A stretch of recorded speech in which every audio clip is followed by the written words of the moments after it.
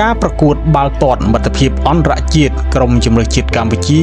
និងក្រុមជម្រើសជាតិតាជីគីស្ថានដែលធ្វើឡើងនៅថ្ងៃទី5ខែមិថុនាឆ្នាំ2025វេលាម៉ោង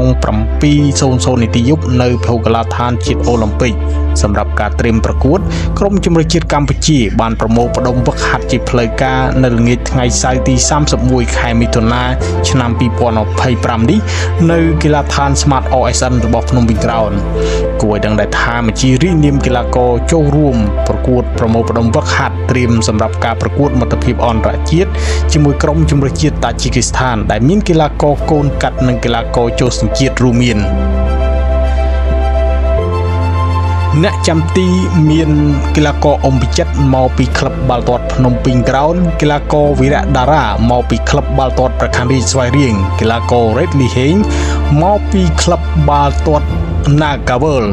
ចំណែកឯខ្សែការពារមានសារិទ្ធគ្រីយ៉ាមកពីប្រខ័ណ្ឌរាជស្វាយរៀងកីឡាករកាន់ម៉ូមកពីក្លឹបវិសាខា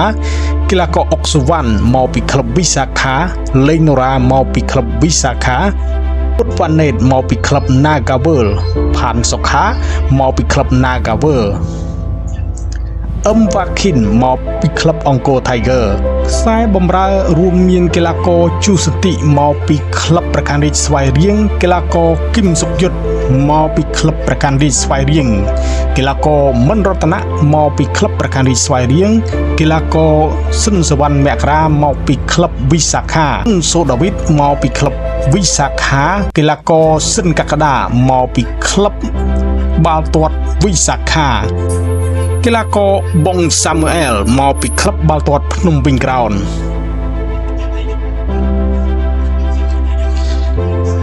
ដលៃខ្សែប្រយុទ្ធមានកីឡាករសៀងចន្ទធាមកពីក្លឹបបឹងកេតកីឡាករខុនសបិនមកពីក្លឹបបឹងកេតកីឡាករញៀនសុកស៊ីដានមកពីក្លឹបប្រខ័ណ្ឌរាជស្វាយរៀងកីឡាករលឹមពិសុតមកពីក្លឹបភ្នំពេញក្រោនកីឡាករសាទីមកពីក្លឹបបាល់ទាត់វិសាខានិងកីឡាករហៅសុកណេតមកពីក្លឹប ISI ដង្កោសែនជ័យ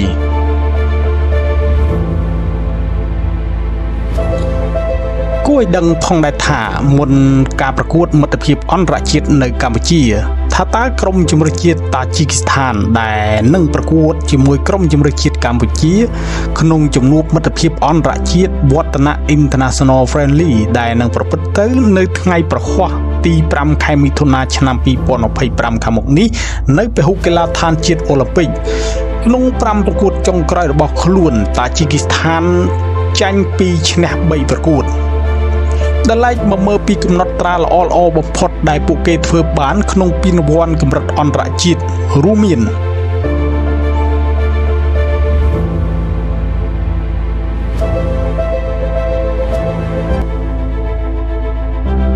ការប្រកួតអន្តរជាតិពួកគេបានឡើងទៅដល់វគ្គ8ក្រុមចុងក្រោយនៃពានរង្វាន់ AFC Asian Cup ឆ្នាំ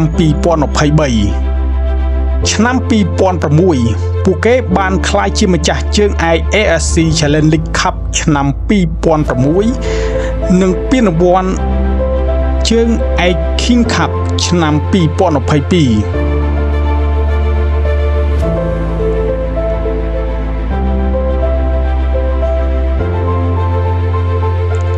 សូមរងចាំគាំទ្រនិងចូលរួមទស្សនាផ្ទាល់ឲ្យបានច្រើនកកកនៅពហុកីឡដ្ឋានជាតិអូឡ িম্প ិកដើម្បីចូលរួមលើកទឹកចិត្តក្រុមជម្រើសជាតិកម្ពុជាថាតើក្រុមជម្រើសជាតិកម្ពុជាអាចយកឈ្នះក្រុមដែលមានចំណាត់ថ្នាក់ FIFA Ranking 104ក្នុងចំណាត់ថ្នាក់ FIFA Ranking នេះបានដែរឬទេ